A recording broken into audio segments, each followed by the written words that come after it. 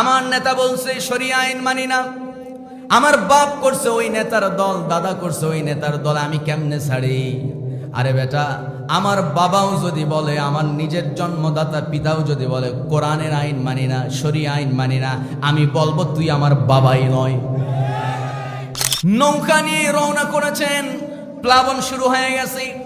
নূহ আলাইহিস সালাম তিনি তার সন্তান কেনানকে ডেকে বলছেন, কেনান রে, আল্লাহর পাকড়াও চলে আসছে। যারা আল্লাহর বিধান মানবে না, আল্লাহর আইন দিয়ে রাষ্ট্র চালাবে না, যারা আল্লাহকে বাদ দিয়া পাথরের তৈরি মূর্তিকে খোদা হিসেবে যারা গ্রহণ করে নিয়েছে, আল্লাহ রাব্বুল আলামিন তাদেরকে পানিতে ডুবায় শেষ করে দিবেন।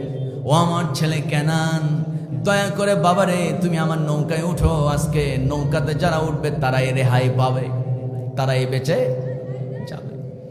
যারা নৌকায় উঠবে তারাই বাঁচবে। সঙ্গে সঙ্গে হযরত নূহ আলাইহিস সালাম তার ছেলে কেনান বলছে, আব্বা জান, বর্তমানে এই পাহাড়ের পাদদেশে আপনি আমাকে দেখতে পেতেছেন, পানি উপরের দিকে উঠবে, আমিও পাহাড়ের উপরে উঠব। পাহাড়ের চূড়া পর্যন্ত তোমার আল্লাহর পানি আমাকে ধরতে পারবে না। নাউজুবিল্লাহ তো কেউ বললেন না।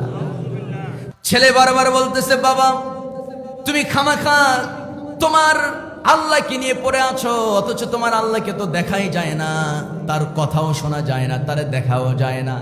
এটা কি কোনো আল্লাহ হলো নাকি? এটা কি কোনো আল্লাহ হলো নাকি যারে দেখা যায় না, যার কথা শোনাও যায় না, তার ইবাদত কেমনে করি? হযরত নূহ আলাইহিস সালাতু ওয়াস সালাম বলছেন, বেটা সাবধানে কথা বল, আল্লাহর পাকড়াও যখন চলে আসবে তুই রেহাই পাবি না, দয়া করে আমার কথাটা শোন, নৌকায় ওঠ। কোনো মতেই যখন শোনে না, এক পর্যায়ে দেখা গেল হযরত নূহ আলাইহিস সালাম এবং ছেলে কেনান দুজনের মাঝখানে বিরাট একটা উত্তাল তরঙ্গ, একটা বিরাট একটা পানির ঢেউ বাপ আর ছেলেকে আলাদা করে ফেললো। মুহূর্তের মধ্যে দেখা গেল তার ছেলে কেনান পানির প্রবল ধাক্কায়, প্রবল আঘাতে পানির ধাক্কায় তার ছেলে চিহ্ন মাত্র খুঁজে পাওয়া গেল না, কোথায় জানি হারিয়ে গেল। হযরত নূহ আলাইহিস সালাতু ওয়াস সালাম দারুণ টেনশনে পড়ে গেলেন। এবার হযরত নূহ আলাইহিস সালাম তিনি আল্লাহর কাছে দোয়া করা শুরু করলেন, আল্লাহকে বললেন, ওয়ানাদা নূহুর রাব্বাহু ফাকালা রাব্বি ইন্না ইবনি মিন আহলি ওয়া ইন্না ওয়া'দাকাল হাক্ক ওয়া আনতা আহকামুল হাকিমিন। জোরে বলুন আল্লাহু আকবার। আল্লাহর কাছে দোয়া করা শুরু করলেন, ইন্না ইবনি মিন আহলি।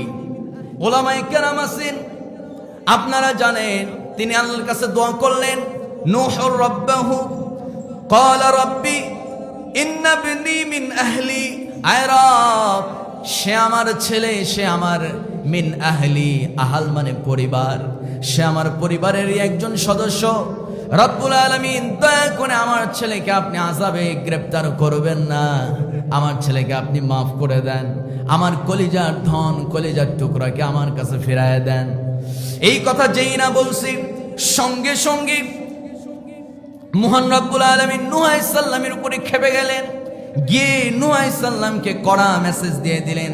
আল্লাহ তাআলা বলছেন, হে নূহ শোনো, ক্বালা ইয়া নূহ ইন্নাহু লাইসা মিন আহলিক ইন্নাহু আমালুন গায়রু সালিহ ফালা তাসআলনি মা লাইসা লাকা বিহি ইলম ইন্নী আ'ইযুকা আন তাকুনা মিনাল জাহিলিন। জোরে বলুন আল্লাহু আকবার।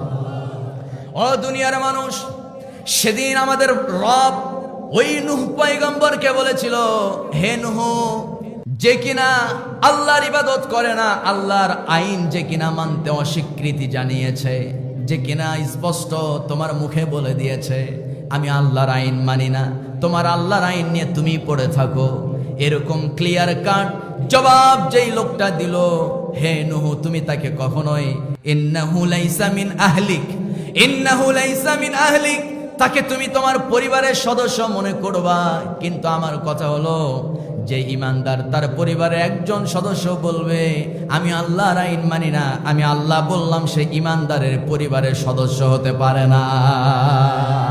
আরে জোরে বলেন ঠিক কিনা?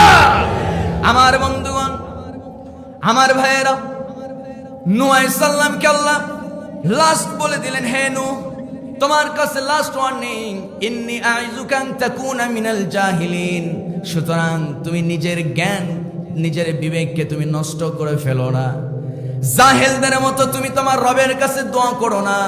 যে আল্লাহর আইন মানবে না, যে আল্লাহর আইন বিশ্বাস করবে না, আল্লাহর আইন দিয়ে রাষ্ট্র চালাতে চাবে না, সে কখনো ইমানদার হতে পারে না। আর তার জন্য তুমি আমার কাছে দোয়া করবে, ওই দোয়া আমি কবুল তো করবই না। হে নূহ পয়গম্বর, যদি দ্বিতীয়বার তোমার ছেলে কাফের, সেই ছেলের পক্ষে যদি তুমি দোয়া করো, আল্লাহ তাআলা তোমাকে জানাই দিতেছে নবীর খাতা থেকে তোমার নাম মুছে ফেলা হবে। আল্লাহু আকবার। আচ্ছা বলেন তো, নূহ আলাইহিস সালামের ছেলে কেনান, যে কিনা বলল আল্লাহর আইন মানি না, তার জন্য নূহ আলাইহিস সালাম দোয়া করলেন। আল্লাহ বলছেন জাহেলদের মতো, অজ্ঞদের মতো দ্বিতীয়বার এই দোয়ার করো না। কারণ মুমিন, একজন ইমানদার, তার ফ্যামিলির কোনো সদস্য যদি আল্লাহর আইনে অবিশ্বাসী হয়, তাহলে তাকে ইমানদারের ফ্যামিলির সদস্য বলা যাবে না, বলতে হবে সে কাফেরের ফ্যামিলির সদস্য। যারা আসতে বলবে আমি বুঝবো ইমানের সমস্যা আছে, বলুন ঠিক কিনা?